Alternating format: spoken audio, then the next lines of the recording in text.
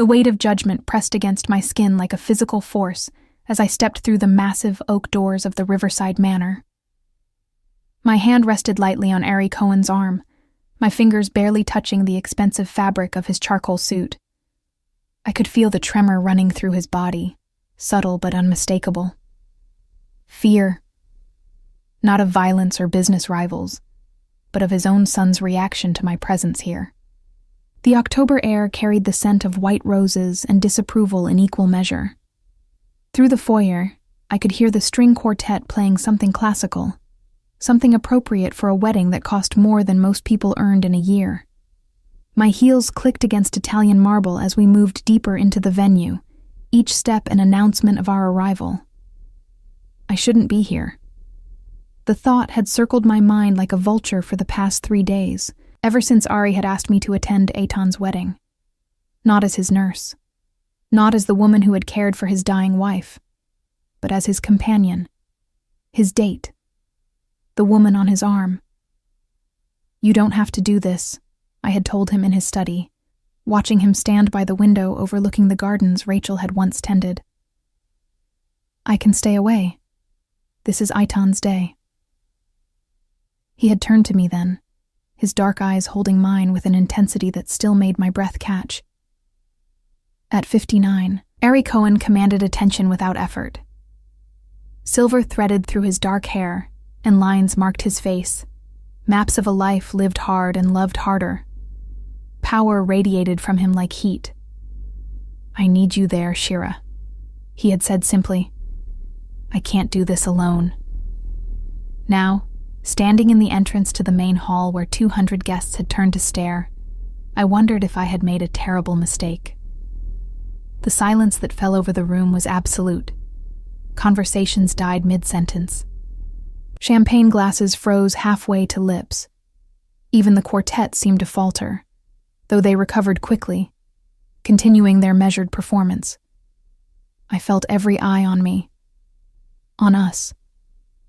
On the space between us that should have been occupied by Rachel Cohen, beloved matriarch, devoted wife, cherished mother, the woman who had died 18 months ago after a brutal 2-year battle with cancer, the woman whose memory still haunted every corner of this family, the woman whose hand I had held when Ari couldn't bear to watch her suffer anymore. Eitan stood at the altar, his face draining of color. Beside him, his bride Leora looked between us with confusion that quickly hardened into something colder. I recognized the expression. I had seen it countless times in the past 3 months since Ari and I had begun, tentatively, carefully, to build something beyond the professional relationship that had sustained us through Rachel's illness. The look said, "Who does this woman think she is?" Ari's hand covered mine where it rested on his arm. A small gesture, but unmistakable in its meaning. He was claiming me, publicly, in front of his family, his associates, everyone who mattered in his world. I wanted to run. Instead, I lifted my chin and met the stares with the same quiet composure that had gotten me through 2 years of watching a vibrant woman waste away. The same strength that had allowed me to witness Ari Cohen, feared by half the city, weep like a child as his wife took her last breath. We moved to our seats, 5 rows from the front, not the first row where Rachel should have sat. Ari had drawn that line at least, but close enough that everyone could see us. Close enough that Eitan would be forced to look at me throughout the ceremony. The whispers started immediately. I didn't need to hear the words to know what they were saying. The math was simple and damning. I was 32, 27 years younger than Ari, young enough to be his daughter. The age difference alone would have been scandalous. Add in the circumstances of how we met, the intimacy of caring for his dying wife, and I became something worse than a scandal. I became a threat to Rachel's memory. "Ari," a woman's voice cut through the murmurs. I turned to see an elegant woman in her 60s, her silver hair swept up in a classic style, her expression radiating disapproval. "I didn't expect to see you here with company." "Elena." Ari's voice was perfectly controlled, but I felt his arm tense beneath my hand. "This is Shira, Shira, this is Elena Rossi, an old family friend. The emphasis on old wasn't accidental. Elena's eyes narrowed as she studied me with the precision of a jeweler examining a flawed diamond. How lovely, she said, her tone suggesting it was anything but. I wasn't aware you were seeing anyone. So, soon after Rachel. The barb landed exactly as intended. I watched Aries' jaw tighten, watched him struggle between the man he was in his business, who tolerated no disrespect, and the man he was trying to be now, navigating grief and new beginnings. Rachel has been gone for 18 months, I said quietly, surprising myself. And she wouldn't have wanted Ari to spend Eitan's wedding alone. Elena's expression flickered with something, shock perhaps, that I had dared to speak, that I had invoked Rachel's name. You presume to know what Rachel would have wanted? Her voice dropped to a dangerous whisper. You, who barely knew her? The irony of the statement almost made me laugh. Barely knew her. I had known Rachel Cohen in ways her oldest friends never had. I had seen her at her most vulnerable, her most afraid.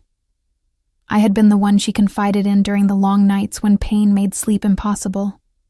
I had been the one she trusted with her deepest fears and her final wishes. But I couldn't say any of that. Not here. Not now. Excuse us, Elena, Ari said, his voice holding a note of finality that even she couldn't ignore. The ceremony is about to begin. We settled into our seats as the processional music started. I kept my hands folded in my lap, my gaze fixed forward, acutely aware of the stares burning into my back. Ari sat rigid beside me, his body language screaming discomfort despite his controlled expression. The ceremony was beautiful, traditional, exactly what Rachel had always wanted for her only son. I watched Eitan and Leora exchange vows, watched the love and commitment in their eyes, and felt the weight of my presence here like a stone on my chest. I shouldn't be here.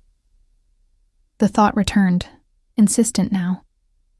When the officiant asked if anyone had objections, the silence stretched unnaturally long. My heart pounded against my ribs. Would someone speak? Would Eitan himself stop his own wedding to demand I leave? But the moment passed. The ceremony continued, and when the couple was pronounced husband and wife, the applause was genuine if slightly subdued. We filed out with the other guests toward the reception hall. The corridor was packed with people offering congratulations, making small talk, pretending they hadn't just witnessed the most awkward wedding attendance in recent memory. Dad. Eitan's voice cut through the crowd. I turned to see him approaching, Leora at his side. His expression was carefully neutral, but his eyes, when they met mine, held nothing but cold fury. Eitan, congratulations. Ari extended his hand. The ceremony was beautiful. Eitan took his father's hand, but his gaze never left my face. Can we talk? Privately? After the reception, Ari said. This is your day. Enjoy it. Now. The single word carried all the authority of a man who had inherited more than just his father's business acumen. Eitan Cohen had his father's steel, his mother's grace, and right now, both were aimed directly at me. Ari looked at me, a question in his eyes. I nodded slightly. This confrontation was inevitable. Better to face it now than let it poison the entire evening. The garden, Eitan said, already turning. 5 minutes. As he walked away, Leora remained, her eyes assessing me with the calculation of someone used to evaluating threats. I don't know what you think you're doing, she said softly, her voice pitched so only Ari and I could hear. But Eitan loved his mother more than anything in this world. And seeing you here, on today of all days. She shook her head. You should be ashamed. She followed her new husband without waiting for a response, leaving us standing in the corridor surrounded by curious onlookers pretending not to watch our every move. I should go, I said quietly. Call a car. This was a mistake, Ari. No. His hand found mine, fingers intertwining. We face this together. That's what we agreed. What we had agreed was that we would be honest, that we would honor Rachel's memory while allowing ourselves to move forward, that we would give whatever was growing between us a chance, despite the impossible circumstances. But standing here, feeling the weight of every judgmental stare, remembering the pain in Eitan's eyes, I wondered if some chances weren't worth taking, if some relationships weren't meant to survive the harsh light of public scrutiny. 5 minutes later, we stood in the garden where Rachel had once planned her own anniversary parties, where she had taught Eitan to garden as a child, where her ghost felt more present than anywhere else in this venue. Eitan faced us, his wedding suit already slightly rumpled, his jaw set in a line I recognized from his father. I want to know, he said, his voice deadly calm, who you think you are. The garden lights cast long shadows across Eitan's face, making him look older than his 30 years.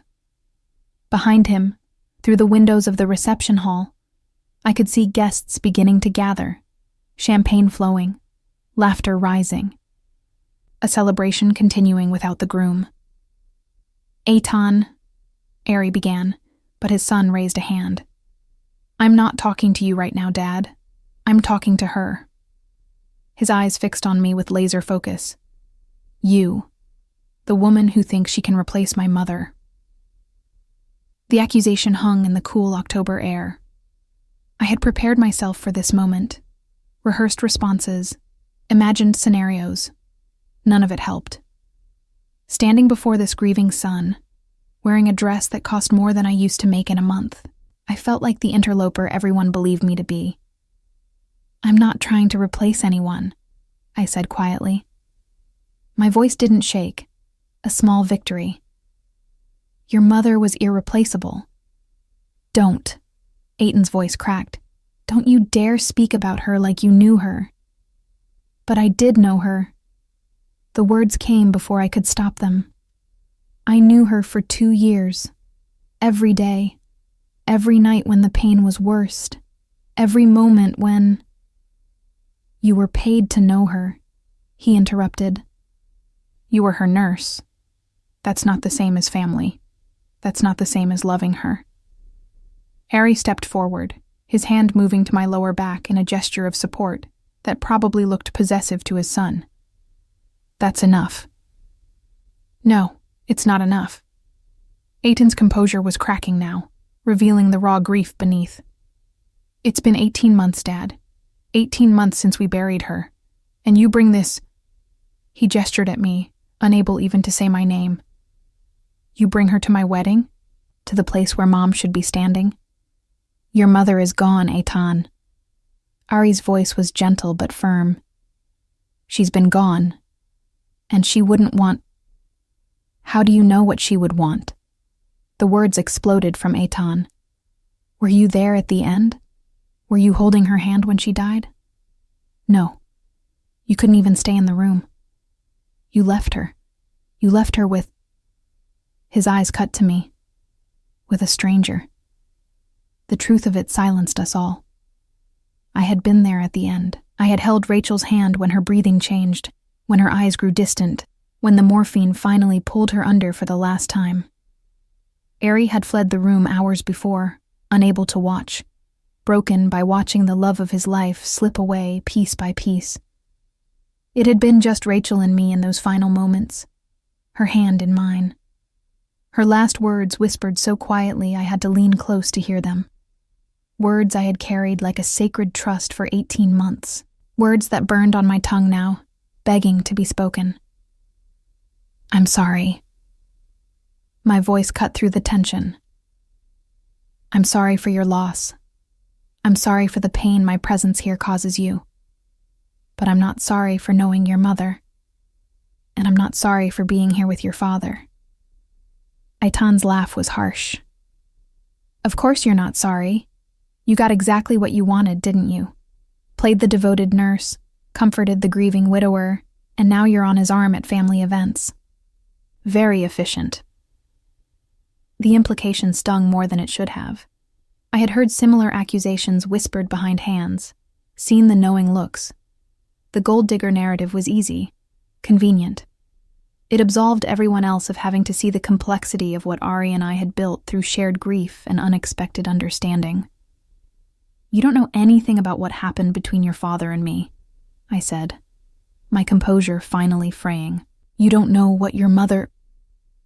Ari's hand tightened on my back, a warning. Not yet. Not like this. What? Eitan stepped closer, his expression hardening. What about my mother? What could she possibly have to do with this betrayal? It's not betrayal to move forward, Ari said. It's survival. And your mother, more than anyone, would understand that. Don't hide behind her memory to justify this. Eitan's voice dropped to something dangerous. You dishonor her every time you touch this woman. Every time you look at her. Every time you bring her into spaces where mom should be. I had endured a lot in my life. A childhood marked by instability. Nursing school while working 3 jobs. Years of caring for dying patients, absorbing their family's grief and anger. But standing in this garden, being reduced to this woman by someone whose mother had meant so much to me, something inside me cracked. Your mother asked me to do this, I said. The words fell like stones into still water. Eitan froze. Ari's hand dropped from my back. Even the garden seemed to hold its breath. What did you just say? Eitan's voice was barely above a whisper. I shouldn't continue. Every instinct screamed at me to stop, to retreat, to let Ari handle this. But I had carried Rachel's truth for too long, had watched this man she loved suffer under the weight of misunderstanding. Your mother, I said carefully, knew she was dying months before the end. She knew your father would be lost without her. And she asked me. Shira, Ari's voice held a warning. Not like this. But I couldn't stop now. She asked me to make sure he didn't spend the rest of his life alone. The silence that followed was absolute. Eitan stared at me as if I had grown a second head. Behind him, I saw Leora appear in the garden doorway, drawn by some sixth sense that something was happening. You're lying. Eitan's words were steady, but his face had gone pale. My mother would never... She wrote you a letter, Ari said quietly. He reached into his jacket pocket and withdrew a cream-colored envelope, slightly worn at the edges. She gave it to me 3 days before she died, made me promise to give it to you on your wedding day. Eitan stared at the envelope as if it were a bomb. What? She wanted you to have it today. Wanted you to read it after the ceremony, after the joy of your wedding, before you saw Shira and me together. Ari held out the envelope. She knew how you would react, knew you would be angry, and she wanted to explain. Explain what? Eitan's hands remained at his sides, refusing to take the letter. Explain how she orchestrated you replacing her? Explain how she signed off on this betrayal? It's not betrayal, I said softly. It's love, the kind that extends beyond death. Leora moved to her husband's side, her hand finding his. Her expression had shifted from judgment to something more complex. Understanding, perhaps, or recognition of grief she couldn't fully comprehend. Take the letter, son, Ari said. Read what your mother wanted you to know. Then decide if what you see between Shira and me is betrayal or blessing. Eitan's hand shook as he finally reached for the envelope. He stared at his name written in his mother's distinctive handwriting, and I watched his composure shatter. Tears spilled down his cheeks as he clutched the letter to his chest. I can't, he whispered. Not today. Not at my wedding. I can't fall apart right now. Then read it later, Ari said gently. But read it, Eitan. Know the truth. What truth? Eitan looked between his father and me, confusion and grief warring in his expression. What could she possibly have written that would make this okay? I stepped forward, closing the distance between us. Up close, I could see Rachel in his features, her eyes, her stubborn chin, her capacity for fierce love. Your mother loved you more than anything in this world, I said. Everything she did, every choice she made in those final months was about protecting the people she would leave behind, including your father, including you. How does this... He gestured between Ari and me.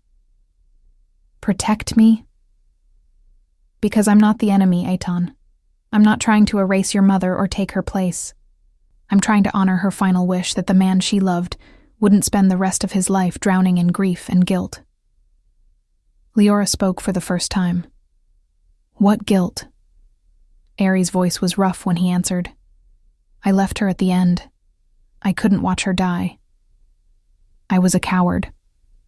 Dad, Eitan began, but Ari shook his head. It's true. I ran. And Rachel knew I would. She knew I wouldn't be strong enough to hold her hand through the final moments. So she made sure Shira was there, made sure she wasn't alone. You weren't a coward, I said to Ari. You were human, and Rachel never blamed you for it. She understood. How do you know? Eitan's question was genuine now, the anger draining into exhaustion. How do you know what she understood? Because she told me. In the last weeks, when she could still talk clearly, she told me everything. About your childhood, Eitan. About the business, Ari. About her fears for both of you. And about her one wish that you wouldn't let grief destroy what she had built. Which was what? Eitan asked. A family, I said simply. A family that could survive loss and still choose love. The garden fell silent, except for the distant sounds of the reception. Somewhere inside, guests were probably wondering where the groom had disappeared to, where his father and the mysterious woman had gone. Eitan looked down at the letter in his hands.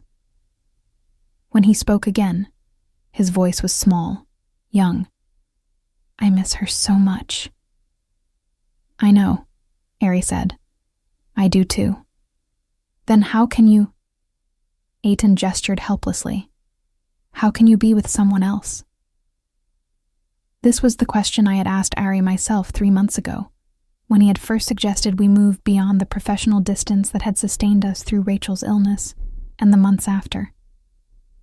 I remembered his answer now, remembered the raw honesty in his eyes. Ari stepped closer to his son, his hand still holding the letter that carried his late wife's words across the boundary between life and death. The garden lights caught the silver in his hair, making him look both distinguished and vulnerable. Because loving Shira doesn't mean I stopped loving your mother, Ari said quietly. It means I'm choosing not to die with her. The words hung in the cool October air. I watched Eitan process them, saw the war playing out across his features. Grief, anger, confusion, and something else. Something that might have been understanding. Read the letter, Leora said softly, her hand tightening on her husband's arm. Whatever your mother wrote, she wrote it for you. For this moment. Eitan looked at his bride, this woman he had just committed his life to, and something in his expression shifted. He carefully opened the envelope, his fingers trembling slightly as he unfolded the pages within. I knew what the letter said. Rachel had shared its contents with me as she wrote it, her hand growing weaker with each passing day, her determination to finish it, never wavering. But I had never told Ari exactly what his wife had written. Some things were meant to pass directly from mother to son. Eitan's eyes moved across the first page, and I watched his composure begin to crumble. Tears spilled freely now, tracking down his face as he read his mother's final words to him. The silence stretched. Minutes passed. Finally, Eitan looked up, his eyes red, his expression transformed. "She knew," he whispered. "She knew I would be angry. She knew I would judge you." He looked at me with something approaching wonder. "She told me not to. She told me that you were the kindness she needed when I couldn't be there. When Dad couldn't be there." Ari's eyes glistened.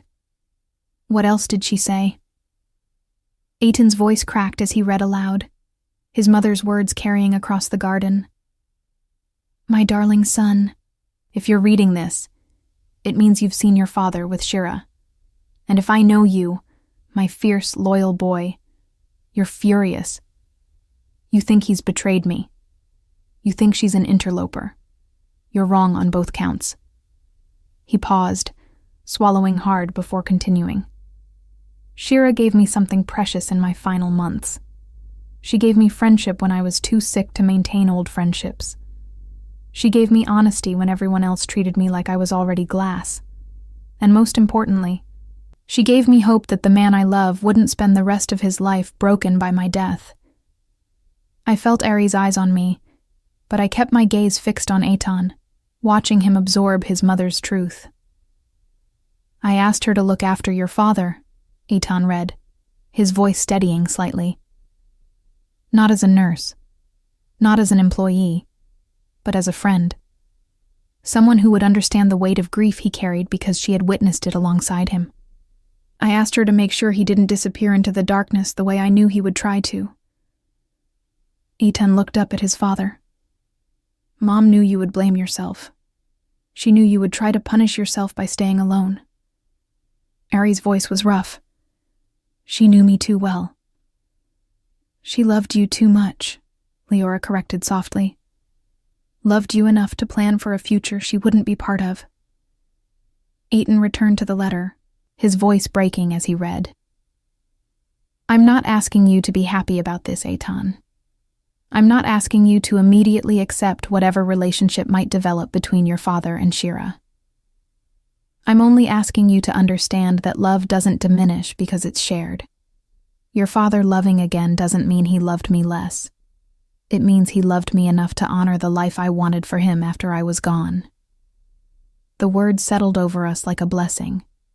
I had heard them before, had carried them in my heart for 18 months. But hearing them read aloud in this setting, at this moment, gave them new weight. "There's more," Eitan said, his eyes scanning the remaining pages. "She wrote about you, Shira, about conversations you had in the middle of the night when the pain was worst." My chest tightened. I knew what was coming. "She says you never pitied her, never treated her like she was dying, even when you both knew she was. She says you talked to her about everything, books, politics, your own dreams, your fears. She says you made her feel human when everyone else made her feel like a patient." I blinked back tears, remembering those long nights. Rachel propped up on pillows, her body failing but her mind still sharp. The way she would grab my hand when a wave of pain passed, grateful for the company, for the distraction, for someone who would treat her as Rachel, the person, rather than Rachel, the cancer patient. "She was easy to talk to," I said quietly, "even at the end, especially at the end." Eitan looked at me, really looked at me, for the first time since we had arrived. "She told you about me, about the time I broke my arm falling out of the tree in the backyard, about how Dad carried me to the car and broke every traffic law getting me to the hospital." I smiled despite the tears on my cheeks. "She said you didn't cry until you saw how scared your father was. Then you sobbed for an hour." "I was 7, Eitan said, a ghost of a smile crossing his face. "And Dad looked like he was going to have a heart attack." "Because you are my world," Ari said simply. "You always have been." "Mom knew that," Eitan said, looking back at the letter. "She wrote that her biggest fear wasn't dying. It was leaving you alone to carry all that love and fear by yourself. She was afraid you would bury yourself in grief and work and never let anyone in again. I tried, Ari admitted. For the first year after she died, I tried to do exactly that. I remembered that year. The calls at 2 a.m. when Ari couldn't sleep, couldn't stop the memories, couldn't face another empty house. The way he would show up at the hospital where I had taken a position after Rachel's death, just to sit in the cafeteria and talk about nothing and everything. The slow, careful way we had rebuilt our relationship from nurse and widower to friends to something neither of us had expected. What changed? Eitan asked. Ari looked at me.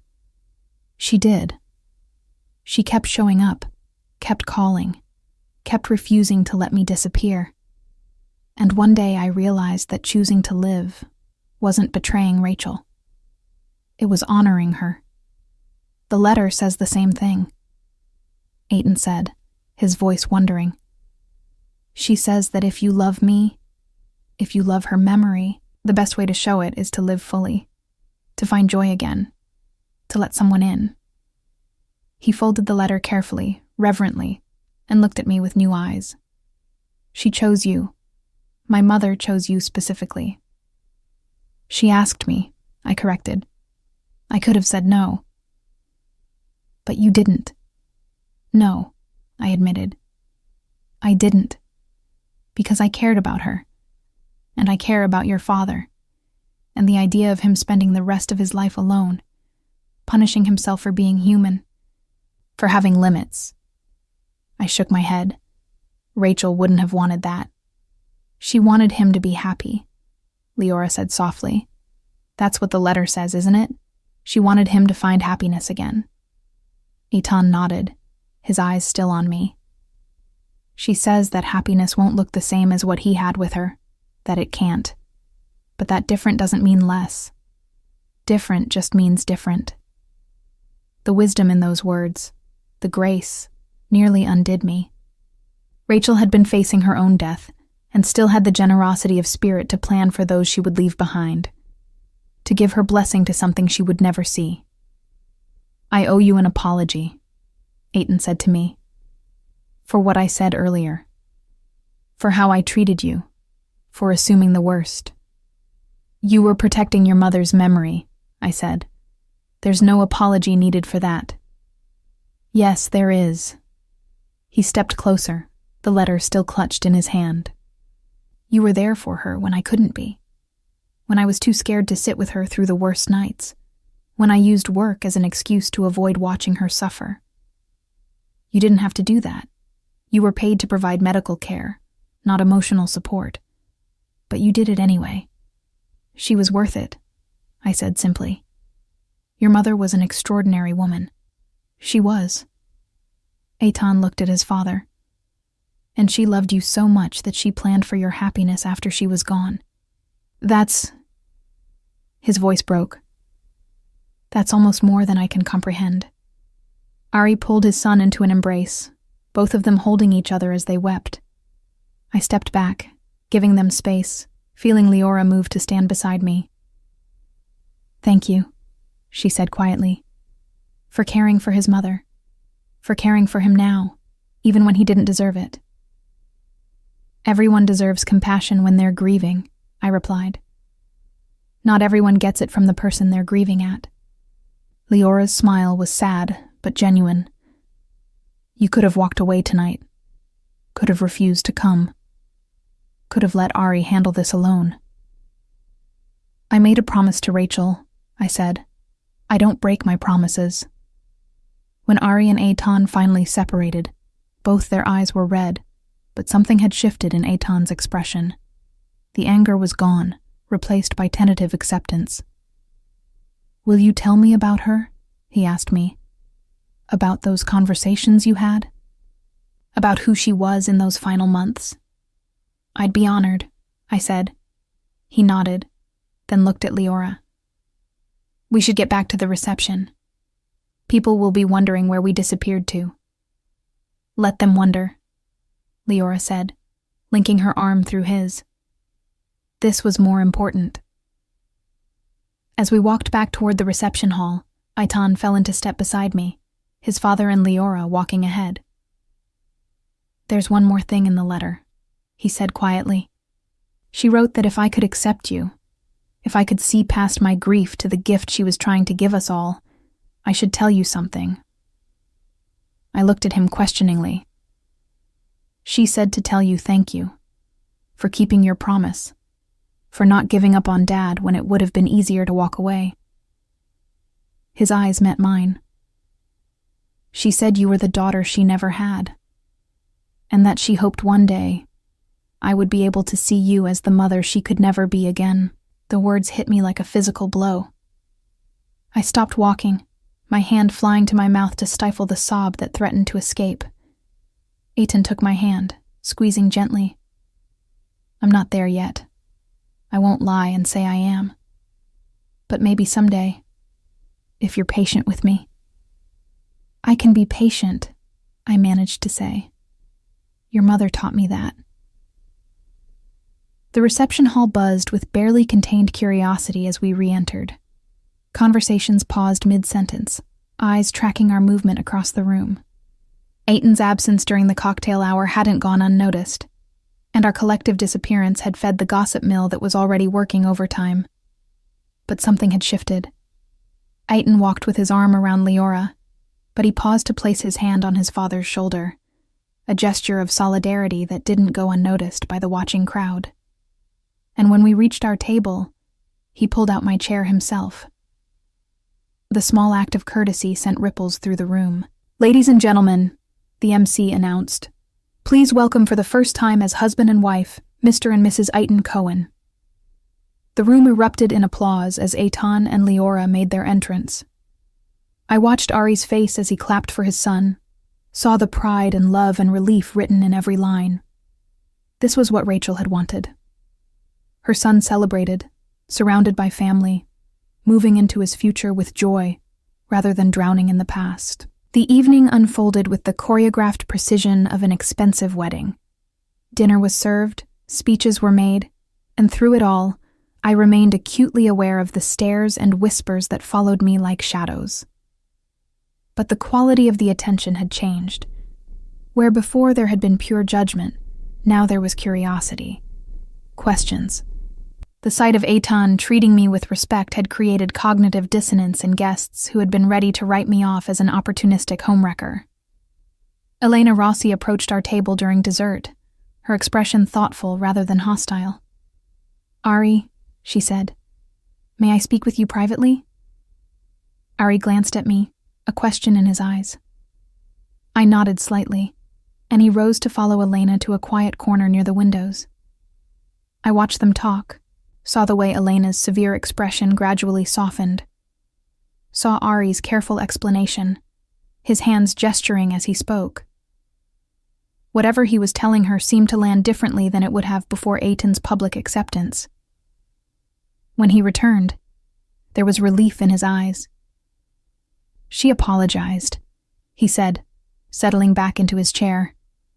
"Said she spoke out of turn earlier, that if Aitan can accept our relationship, she has no right to question it."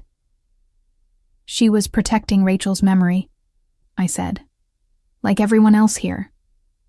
Rachel doesn't need protecting." Ari's hand found mine under the table, his fingers warm and solid. She would have hated all this drama, would have wanted everyone to drink champagne and dance and celebrate Aitan's happiness. As if on cue, the band struck up the first dance.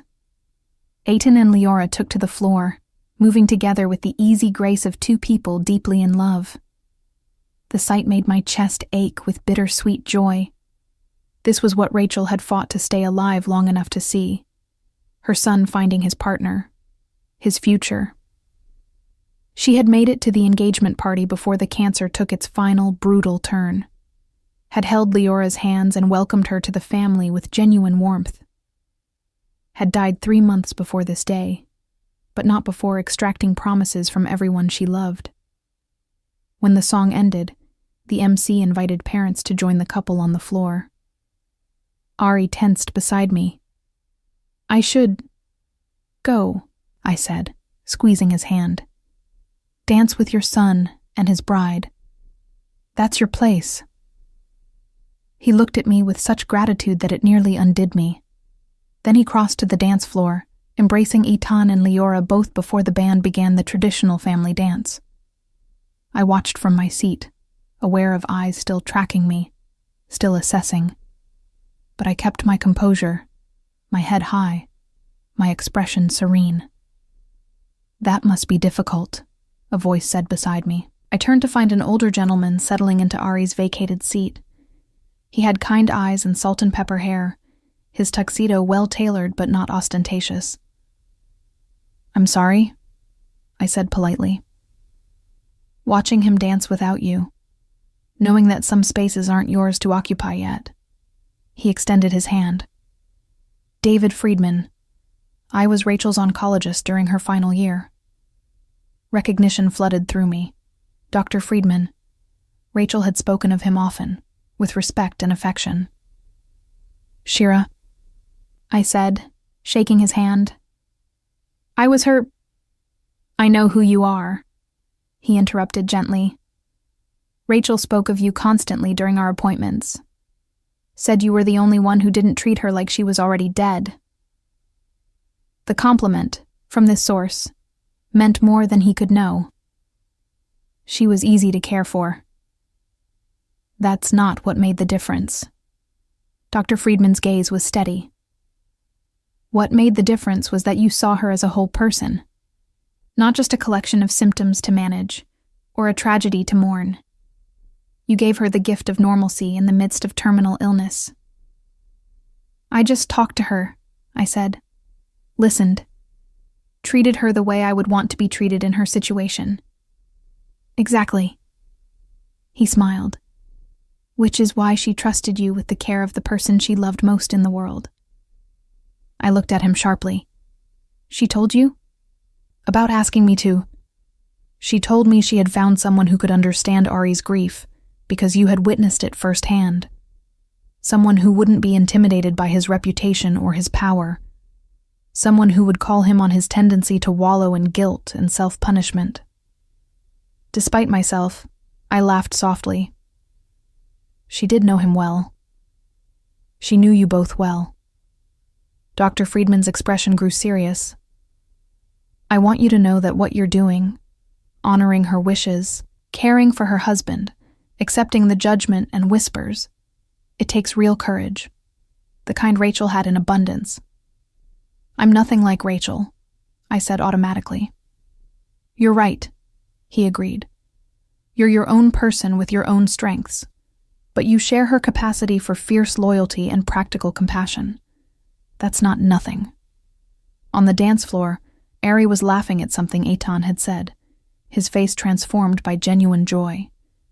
It was a sight I had worked for months to see, carefully drawing him out of the darkness that had consumed him after Rachel's death. "She would have liked seeing this," I said quietly. "Seeing them happy together."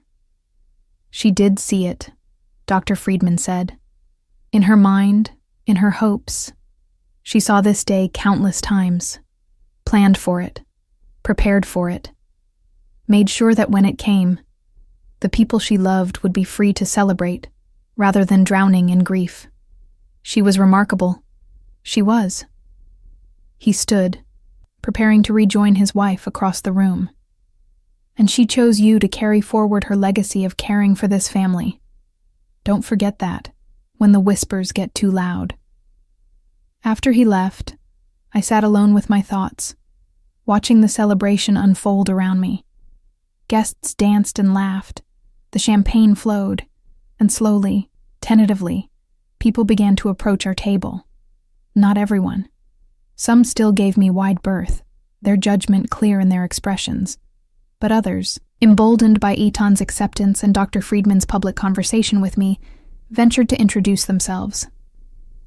Rachel's book club friends, curious about the woman who had spent so much time with their friend in her final days. Business associates of Ari's who wanted to show support for their colleague's attempt at moving forward. Even a few family members, distant cousins and in-laws, who offered tentative welcomes. Each conversation was a small test, a negotiation of how to speak about Rachel without making me feel like an interloper. I navigated them as carefully as I had navigated Rachel's most difficult moments, with honesty, compassion, and respect for the complexity of grief. When Ari finally returned to the table, his cheeks flushed from dancing, his eyes bright with something that looked almost like happiness, he found me surrounded by a small group of women, all talking animatedly about Rachel's legendary garden parties. "Am I interrupting?" he asked, his hand coming to rest on my shoulder. "Not at all," one of the women said. "We were just telling Shira about the time Rachel convinced the entire neighborhood to participate in her elaborate scavenger hunt for charity. She raised $20,000 that day," another woman added, "and drove us all crazy with her competitive spirit." Ari's laugh was genuine. She hated losing at anything, even games she invented herself. The conversation continued, and I watched something beautiful happen. The women began to see me not as Rachel's replacement, but as someone who could contribute to keeping her memory alive. Someone who had different stories to share, different perspectives on a woman they had all loved. When the group finally dispersed, Ari pulled me to my feet. "Dance with me," he said. I hesitated. "Are you sure? People are already talking." "Let them talk." His hand found the small of my back, guiding me toward the dance floor. I'm tired of hiding what we are to each other. We moved onto the floor as the band began a slow jazz standard. Ari pulled me close, one hand in mine, the other resting at my waist. Around us, other couples danced, but I was acutely aware that we were being watched. "I'm proud of you," Ari murmured against my ear, "for how you handled tonight, for how you handled Eton. I didn't do anything except tell the truth. You did everything." His arms tightened slightly. "You gave me the courage to come here, to face my son, to claim my right to move forward. Without you, I would have made excuses, stayed away, let the distance between Aitan and me grow until it was unbridgeable." "Rachel wouldn't have let that happen," I said. "Rachel isn't here." His voice was gentle but firm. "You are, and you chose to honor her wishes even when it put you in an impossible position." We danced in silence for a moment, the music washing over us, the weight of the evening slowly lifting. "What happens now?" I asked. Ari pulled back slightly to look at me, his eyes serious. "Now we live. We honor Rachel's memory by choosing joy when we can find it. We support Etan and Leora as they build their life together, and we figure out what our future looks like, one day at a time." It wasn't a grand declaration, wasn't a promise of forever, or a guarantee of easy days ahead. But it was honest. And after everything we had been through, honesty felt like the greatest gift we could give each other. 3 months after the wedding, I stood in the kitchen of what I was slowly beginning to think of as home rather than Ari's house. Morning light streamed through the windows, illuminating the space Rachel had designed with such care. Her touches were everywhere. The herb garden by the window, the vintage dishes displayed on open shelving, the photograph of her and Ari on their 20th anniversary. I had been terrified of this space initially, terrified of occupying the kitchen where Rachel had cooked family dinners, where she had taught Aitan to bake his grandmother's recipes, where she had lived so fully before cancer stole her strength. But Ari had been patient, had never pressured me to change anything or erase her presence, had instead encouraged me to add my own touches alongside Rachel's, creating a space that honored the past while making room for the future.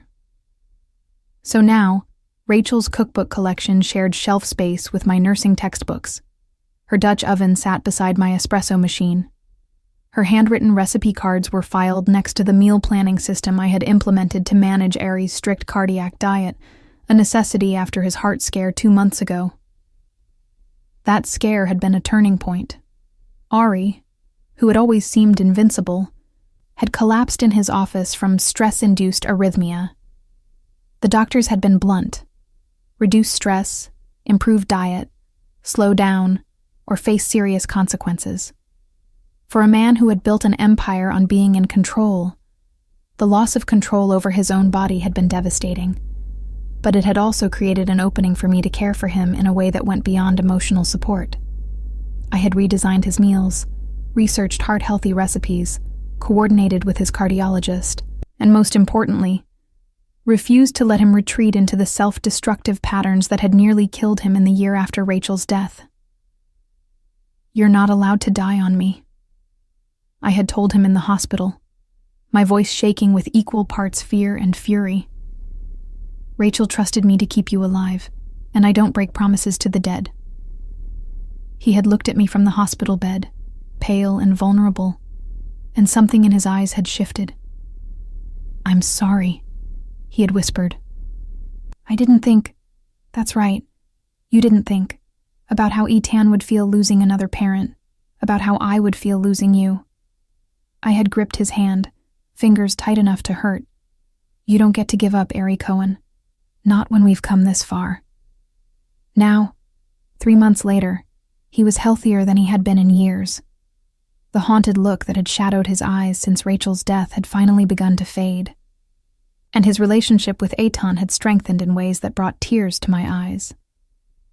The sound of the front door opening pulled me from my thoughts.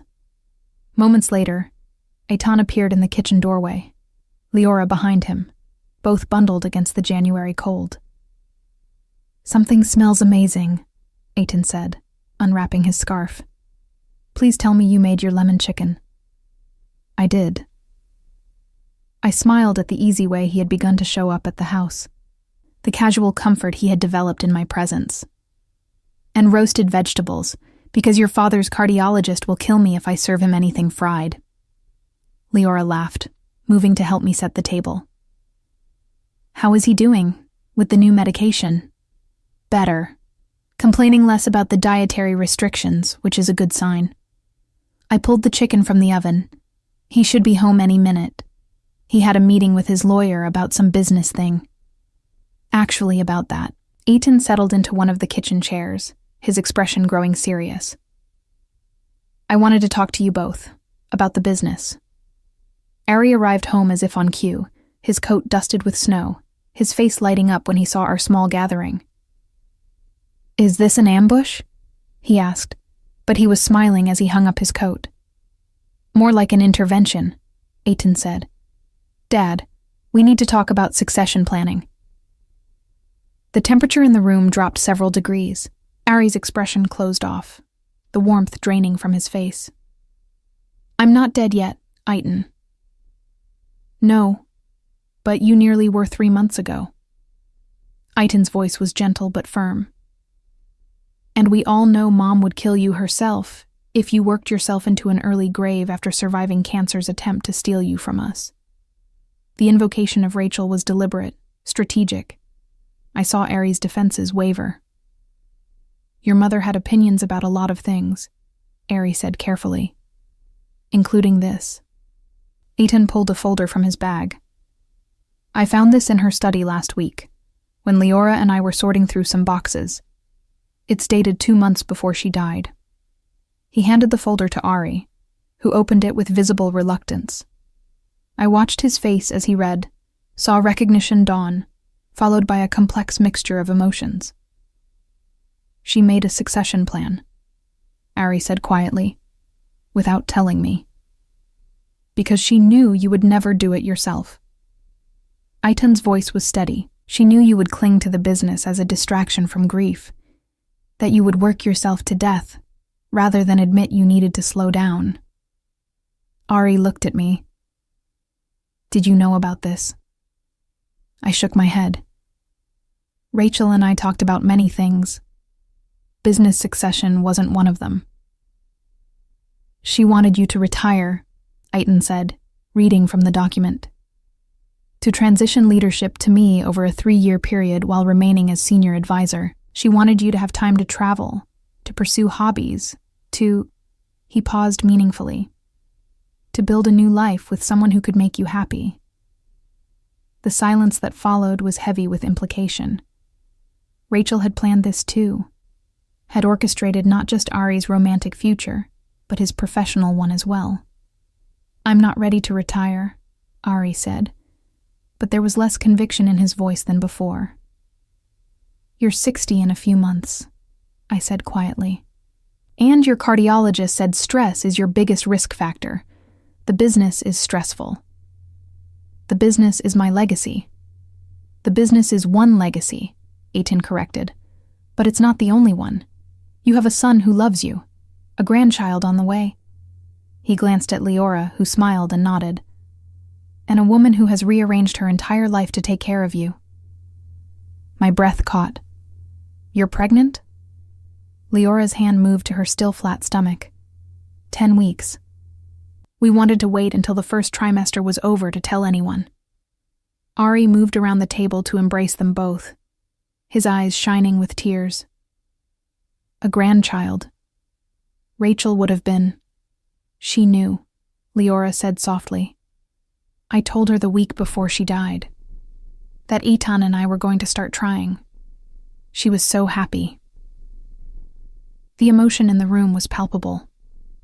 I busied myself with serving dinner, giving them space for their joy, acutely aware that I was witnessing another milestone Rachel had planned for, but would never see. As we settled around the table, Eitan returned to the topic of succession. "I'm not saying you have to quit tomorrow, Dad. I'm saying we need a plan, a timeline, a way to ensure that you're still alive and healthy when this baby is born." Ari looked at the document Rachel had prepared, her handwriting visible in the margins where she had made notes. When he spoke again, his voice was thick with emotion. "She thought of everything, didn't she?" "She loved you enough to plan for every contingency," I said, "including the one where you're too stubborn to take care of yourself." Despite the heaviness of the moment, Ari laughed. She did know me well. Over dinner, we discussed the succession plan in detail.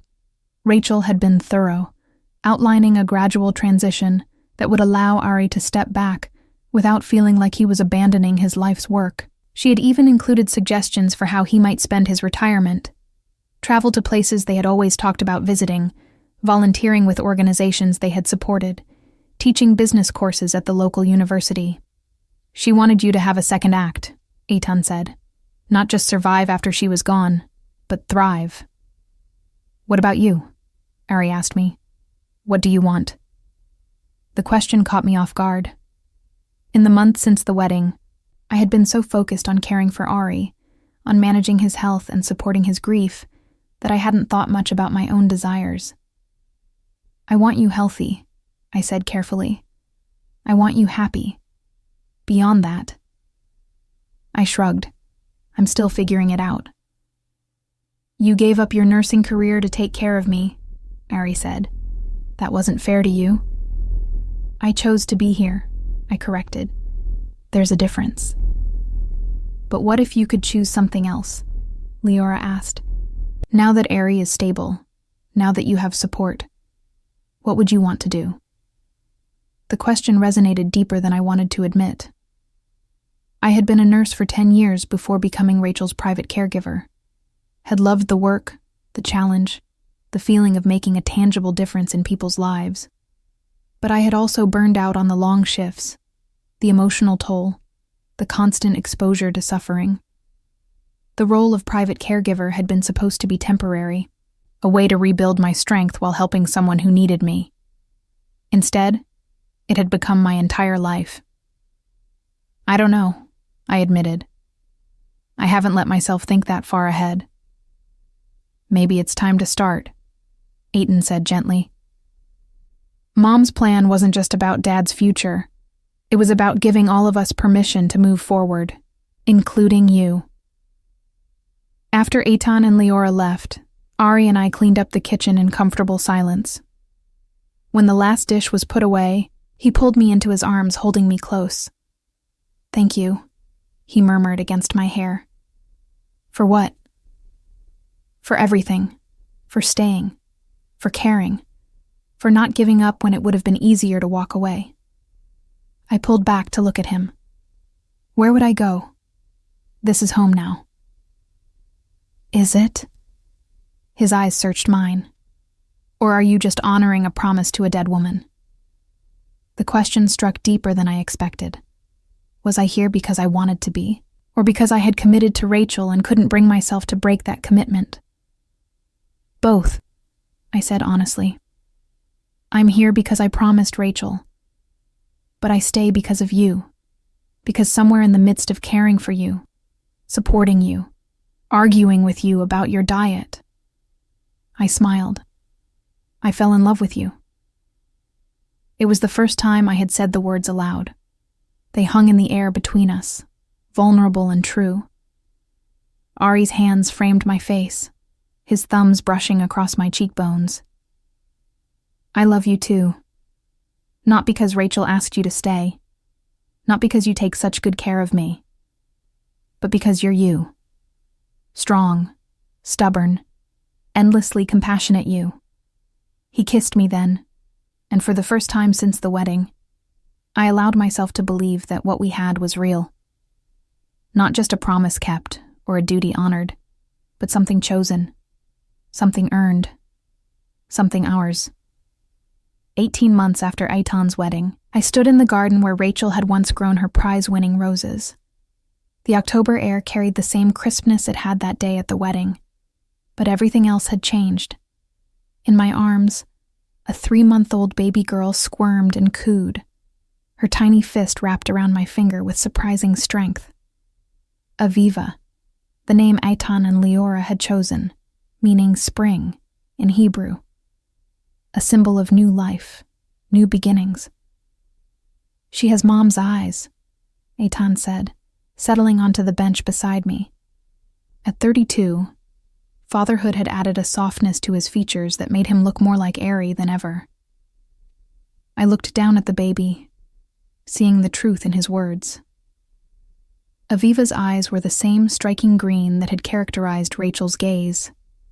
Intelligent, warm, full of life. "She does," I agreed softly. "Rachel would have loved her so much." "She does love her," a voice said behind us. Ari approached, carrying a tray with coffee and the honey cakes that had become a weekend tradition.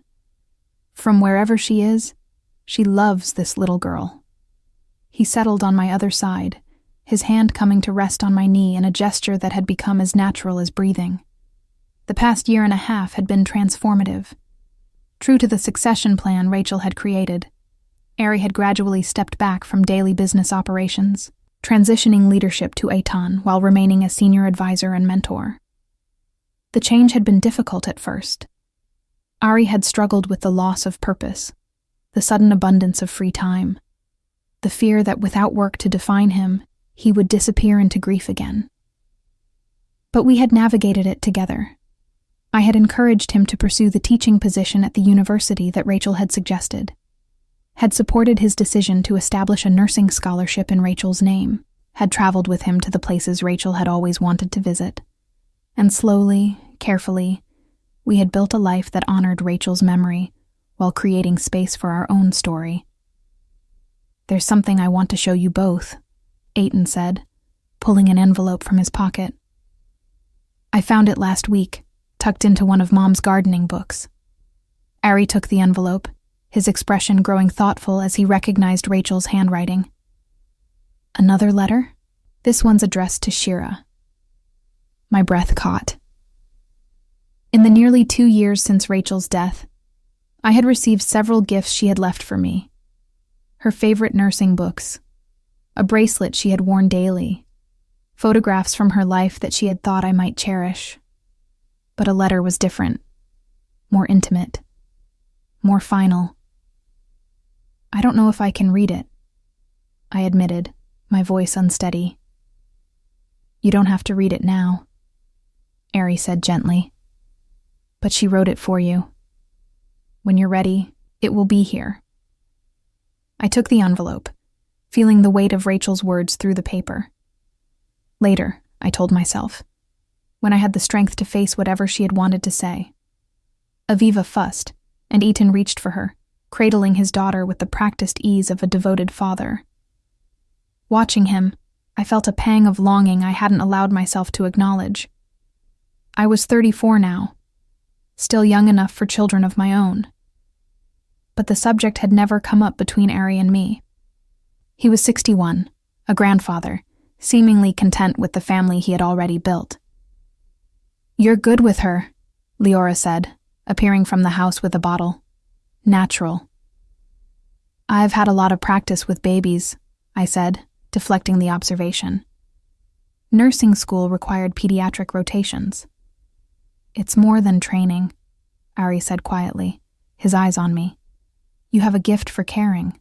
Rachel saw it immediately. The mention of Rachel felt different now than it had in those early, tense months after the wedding. We had learned to speak of her naturally, to incorporate her memory into daily life without making it a shrine. Eitan had been instrumental in that shift, sharing stories of his mother that painted her as a full person.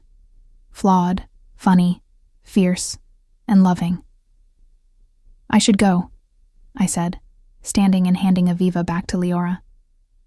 "I have some things to take care of before dinner." Ari gave me a searching look but didn't press. He had learned to recognize when I needed space.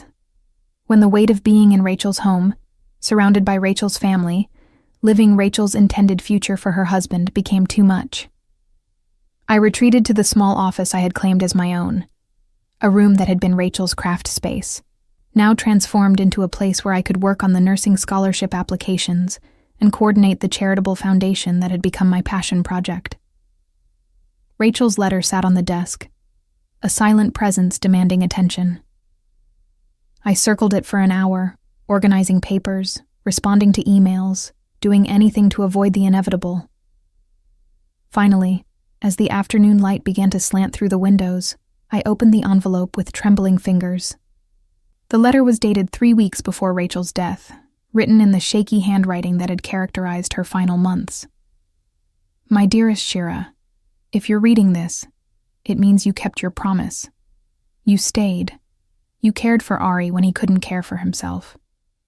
You weathered the judgment and whispers, and became part of a family that wasn't initially ready to accept you. I knew you would. From our first conversation, I recognized in you a strength that would not bend, a compassion that would not break, and a stubbornness that matched my own. I asked you to do an impossible thing, to love a man you met through his grief, to mother a son who wasn't yours, to fill a space in a family that would never stop missing me. And you did it. Not because it was easy, but because you saw what I saw. That Ari is worth saving, that Eitan is worth knowing, that this family is worth fighting for. But I didn't ask you to sacrifice yourself in the process. I didn't ask you to give up your own dreams, your own desires, your own future. So this letter is my permission, my command, really, to take what you need from this life we've built together. If that means continuing as you are, supporting Ari and loving this family, I bless it. If that means pursuing your own career, finding your own purpose beyond caring for broken hearts, I bless it. If that means having children of your own, if you want them, I bless it. And I hope Ari has the sense to give you that gift if you ask for it. You have given me peace in my final months.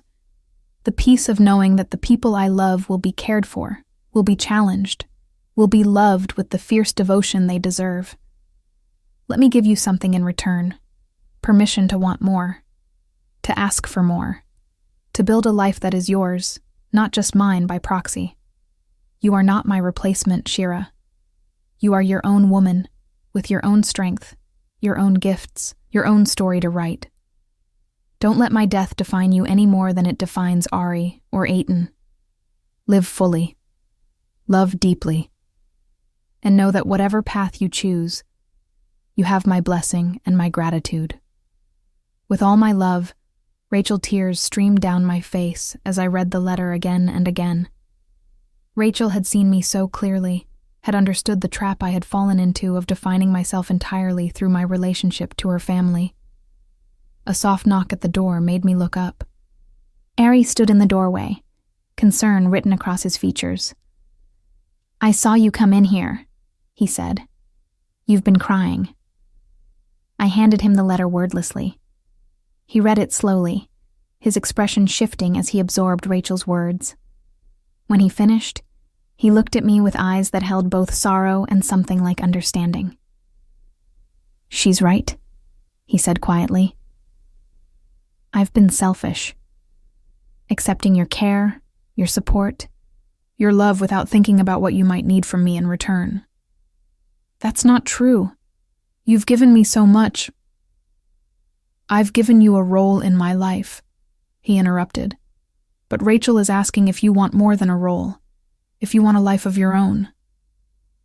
I couldn't answer. The question was too big, too frightening. Ari crossed to me, kneeling beside my chair so we were eye level. "Tell me what you want, Shira. Not what Rachel wanted for you. Not what you think I need from you. What do you want?" The question cracked something open inside me. "I want to matter," I whispered. "Not just as your caretaker or Rachel's promise keeper. I want to matter as myself. You do matter. To me, to Aitan, to this family.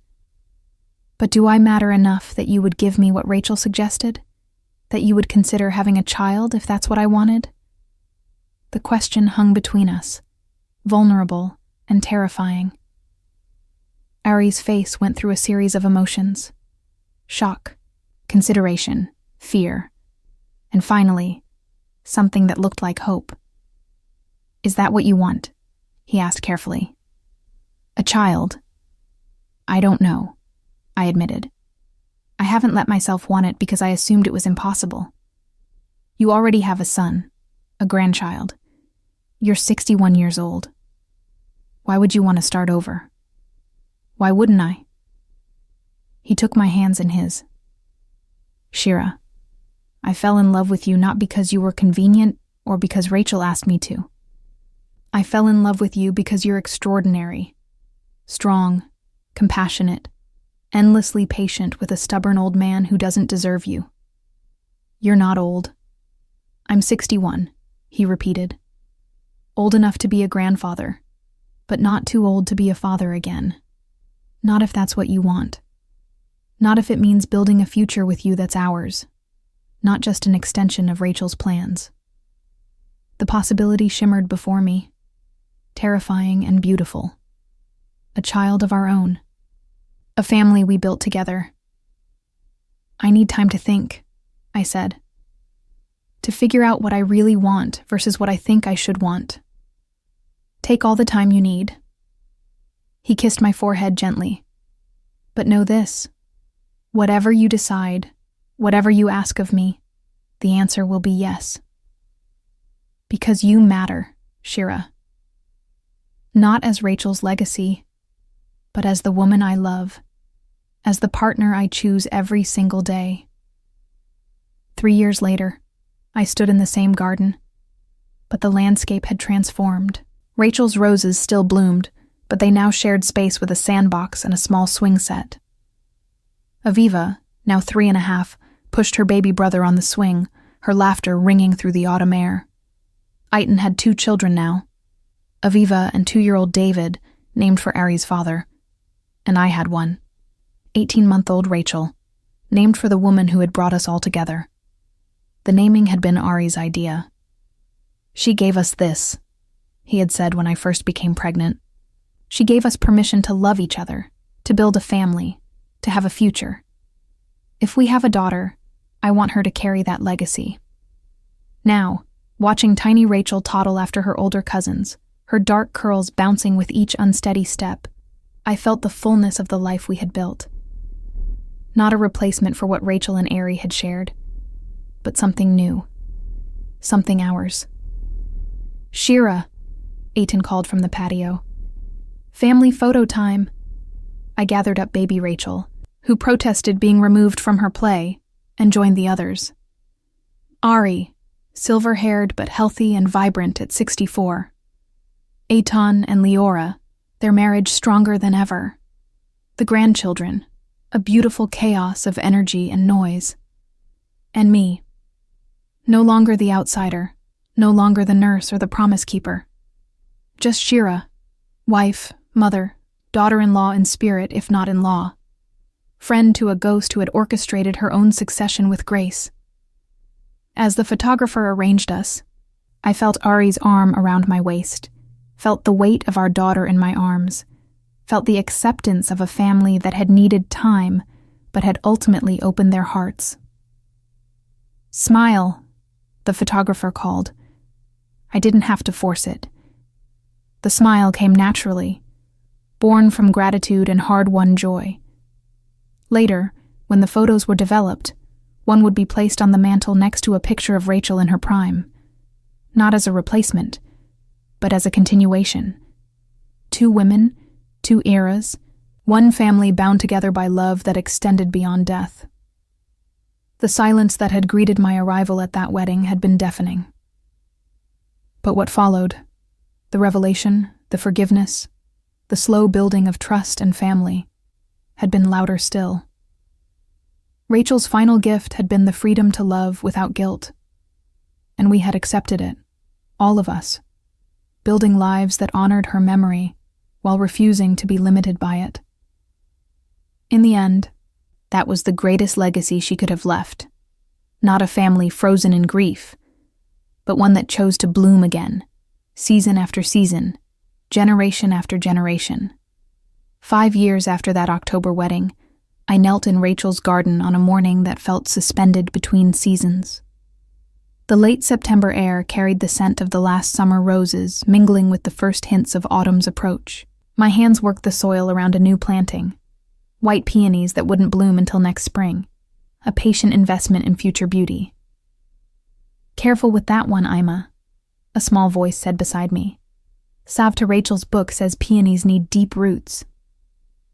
I looked up at 7-year-old Aviva, Rachel's granddaughter, her green eyes, so like her grandmother's, serious with concentration as she consulted the worn gardening journal that had become her treasure.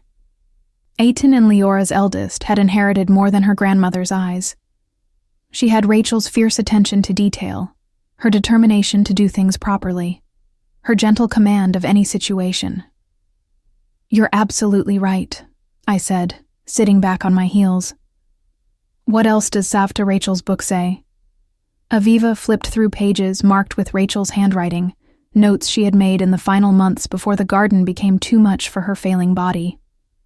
"It says peonies are for patience, that you plant them knowing you won't see results for years, that they teach us to think beyond ourselves."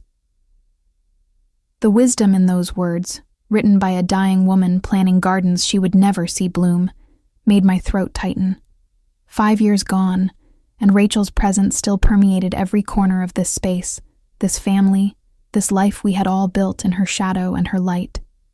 Ima Shira, 3-year-old Rachel, our Rachel, Ari's and mine, came running across the lawn, her dark curls bouncing, clutching a handful of dandelions she had pulled from the edge of the rose beds. "Flowers for you." I accepted the weedy bouquet with appropriate reverence, pulling her onto my lap. She smelled of grass and sunshine and the apple juice she had spilled on her shirt at breakfast. Perfect and imperfect and entirely ours. "They're beautiful, Motek," I said, kissing the top of her head. "Should we put them in water?" "Abba says dandelions are weeds," she reported solemnly. "But I think they're pretty." "Your Abba is right that they're weeds," I agreed. "But you're also right that they're pretty. Sometimes things can be two things at once." From the patio, Ari's voice carried across the garden. "Philosophy lessons before 9 in the morning, Shira. The child is 3. I looked up to see my husband approaching, carrying a tray with coffee and the honey cakes that had become weekend tradition. At 64, Ari moved with the careful deliberation of someone who had learned to listen to his body's limits. The heart scare 5 years ago had been followed by another, smaller incident 2 years later. Each one a reminder of mortality, each one met with adjustments and acceptance rather than the denial that had nearly killed him. "She's never too young to learn that contradictions exist," I called back, standing and lifting little Rachel onto my hip. Right, Aviva? Right. Aviva agreed, though her attention had already returned to the gardening journal. Ima Shira. It says here that Savta Rachel planted a memorial rose bush when her mother died. Do you think we should plant one for Savta Rachel? The question landed in the quiet morning with unexpected weight. We had created memorials, the nursing scholarship, the children's hospital wing, the foundation, but nothing here, in this garden that had been Rachel's sanctuary and joy. I think that's a beautiful idea, I said carefully. What do you think, Ari? He set down the tray and moved to stand beside us, looking at the garden his first wife had created with such care. In the 5 years since the wedding, Ari and I had learned to navigate these moments, when Rachel's memory rose up, not as a barrier between us, but as a shared heritage we both honored. I think, he said slowly, that Savta Rachel would love that. What kind of rose did she plant for her mother, Aviva? Aviva consulted the journal. A white climbing rose called New Dawn. She wrote that it blooms all season long, that it's hardy and forgiving, that it keeps giving beauty even when you think it's finished for the year. She looked up. That sounds like Savta Rachel, doesn't it? It does, Ari agreed, his voice rough with emotion. We'll order one this week. You can help choose where to plant it. Little Rachel squirmed in my arms, wanting down, and I released her to toddle after her older cousin.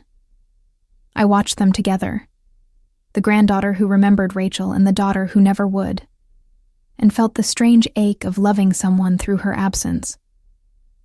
You're quiet this morning, Ari observed, his hand finding the small of my back in the gesture that had become his signature touch. Protective, possessive, present. Just thinking about how much has changed, I admitted. 5 years ago, I thought I would always be the outsider, the woman who didn't belong in Rachel's garden. And now? I looked around at the space that had evolved under my uncertain care. Rachel's original plantings remained, the roses she had nurtured, the herb garden she had designed, the peonies she had planted with patience. But I had added too. A cutting garden for fresh flowers, a small vegetable patch where the children could dig, a meditation bench positioned to catch the morning light. Not Rachel's garden anymore, not mine either. Ours in the complicated way that everything in this family had become shared between past and present. Now I'm the woman who tends Rachel's garden while creating my own sections, I said. And somehow that feels right. Rachel would have liked that. Aiton's voice came from behind us. We turned to find him and Leora approaching, their younger son David riding on Aiton's shoulders. At 35, Aiton had grown into leadership of the family business with a confidence that honored his father's legacy while making the enterprise his own. Mom was always about evolution, not preservation. She would have hated the idea of this garden becoming a museum. Leora, now visibly pregnant with their third child, settled carefully onto one of the garden benches. She left instructions, in the journal, about what she wanted done with the garden after she was gone. We all turned to look at her. In the 5 years since the wedding, Leora had become more than my son's wife. She had become a bridge between Rachel's memory and the family's future.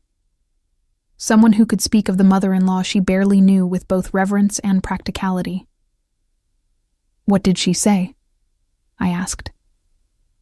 Leora pulled out her phone, scrolling to a photo of a journal entry. Aviva and I found it last week when we were looking up the peony instructions. She wrote, "Gardens are meant to grow and change. The woman who tends this space after I'm gone should add her own vision to mine. That's not betrayal. That's collaboration across time." The words settled over me like a benediction. 5 years I had tended this garden with guilty hands, afraid that every change I made erased Rachel's presence. And all along, she had given permission for exactly that evolution. She really did think of everything, I said quietly. Not everything, Ari corrected, pulling me close. She couldn't have known exactly how beautiful our family would become, how well you would fit into spaces she had to leave empty, how much joy these children would bring. As if summoned by the mention of joy, chaos erupted. David scrambled down from his father's shoulders to chase after little Rachel and Aviva, who had discovered a butterfly in the rose bushes. Their shrieks of delight filled the garden with sound Rachel would have loved, children's laughter, the music of continuity.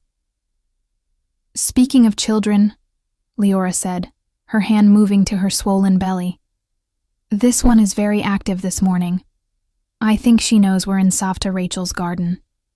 "Another girl?" I moved to sit beside her. "You found out?" "Yesterday," Eitan confirmed, his face breaking into a smile that transformed him from serious businessman to delighted father. "We're thinking of naming her Sarah, after Leora's grandmother and—" He paused, looking at his father. "If it's okay with both of you, giving her the middle name Rachel." The request hung in the morning air. In the years since the wedding, we had navigated countless moments like this. Decisions about how to honor Rachel's memory, how to incorporate her into the family's ongoing story. Each one a negotiation between past and present, grief and joy. I looked at Ari, saw the sheen of tears in his eyes, and knew my own must mirror his. "I think," I said carefully, "that's a beautiful way to honor both grandmothers. Sarah Rachel. It has a lovely sound." "Rachel would have loved it," Ari added, "and she would have loved knowing that her name continues through the generations." What he didn't say, what we all understood, was that our daughter, little Rachel, carried that name too. Two Rachels in one family, one who had never met her namesake, one who wouldn't either.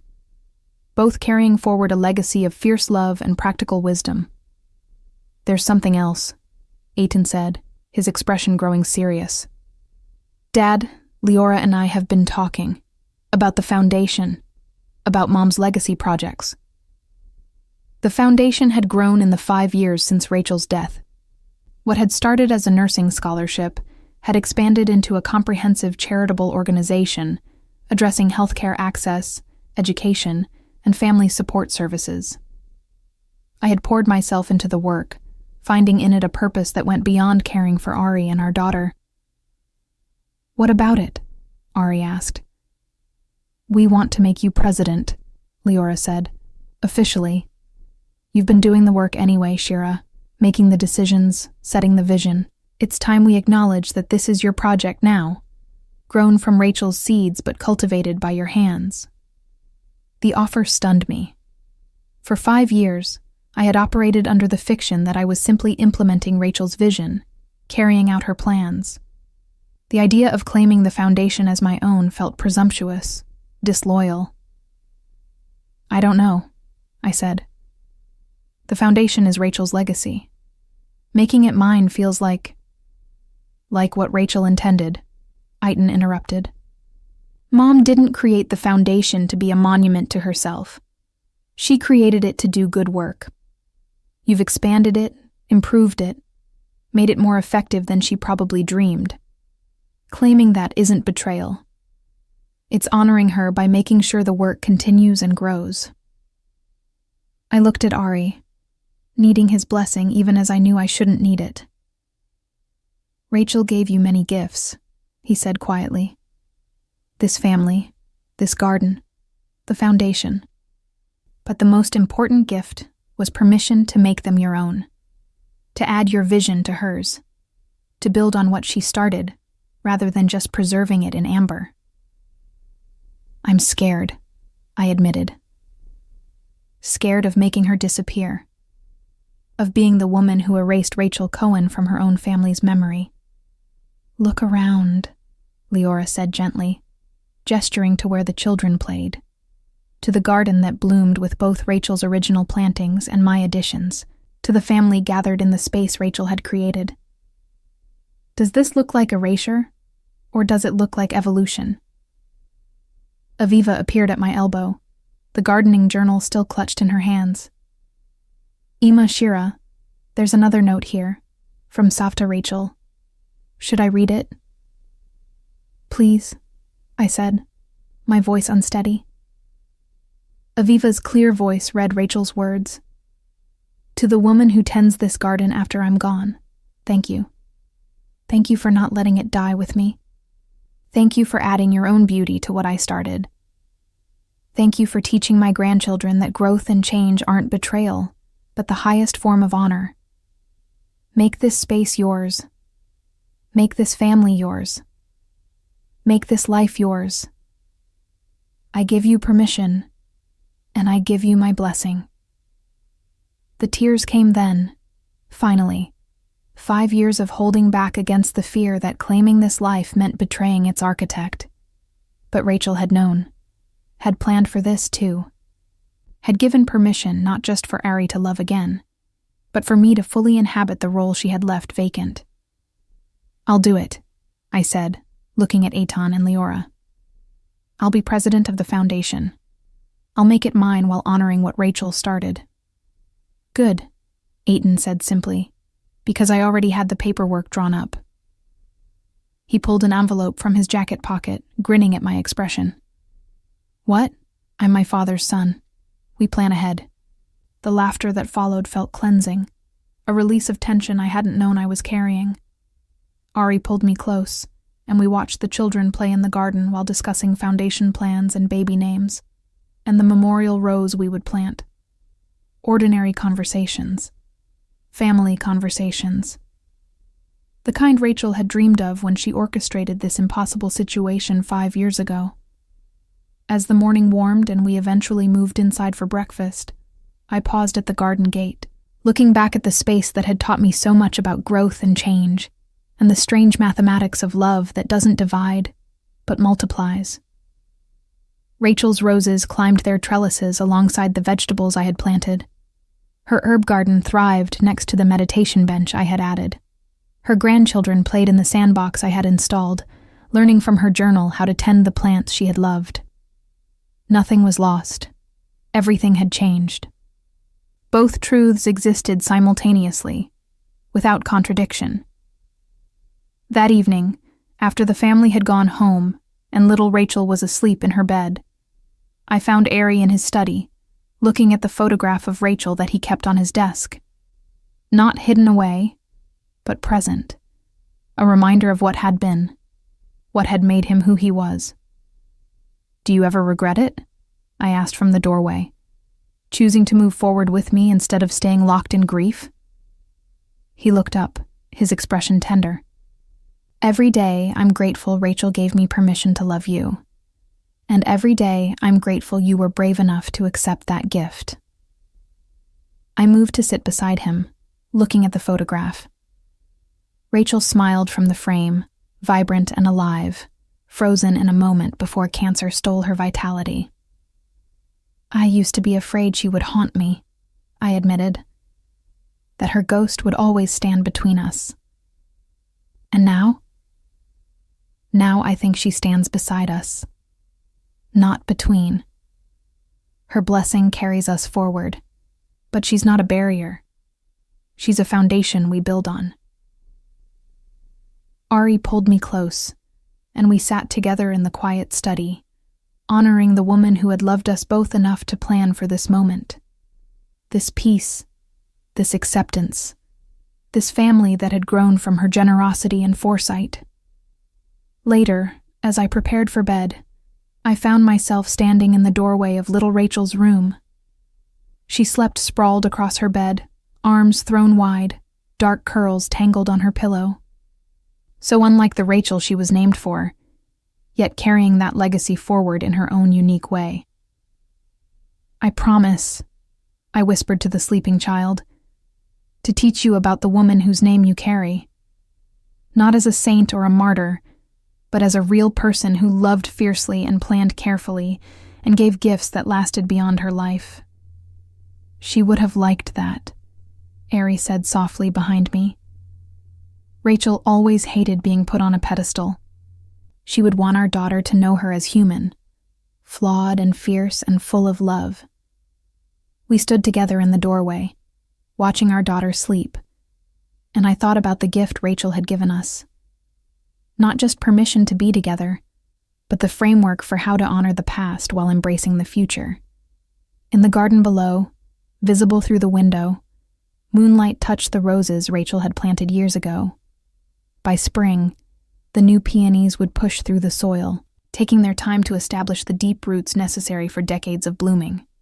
And somewhere among the established plants, we would add a memorial rose, New Dawn, hardy and forgiving, blooming all season long.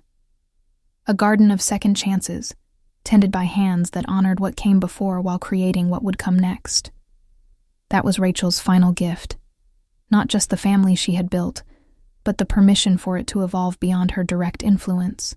The trust that we would tend her legacies, her son, her grandchildren, her husband, her garden, her charitable work, with care and love and the willingness to add our own visions to hers.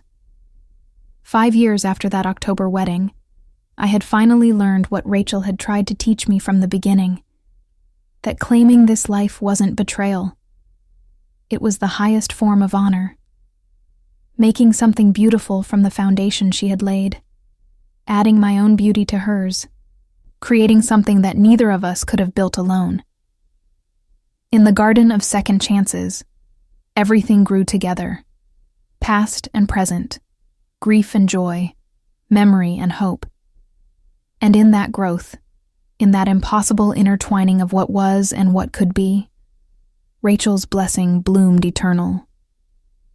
The silence that had greeted my arrival at that wedding was long past. In its place was the sound of children's laughter, family dinners, foundation meetings, and quiet moments in a garden where two women's visions grew side by side, creating beauty that honored both the woman who planted the seeds and the woman who tended them into new life. That was the legacy. Not one woman replacing another, but two women, across the boundary of death, collaborating to create something neither could have achieved alone. A family, a garden, a future built on the past but not limited by it. And somewhere, I like to imagine, Rachel smiled.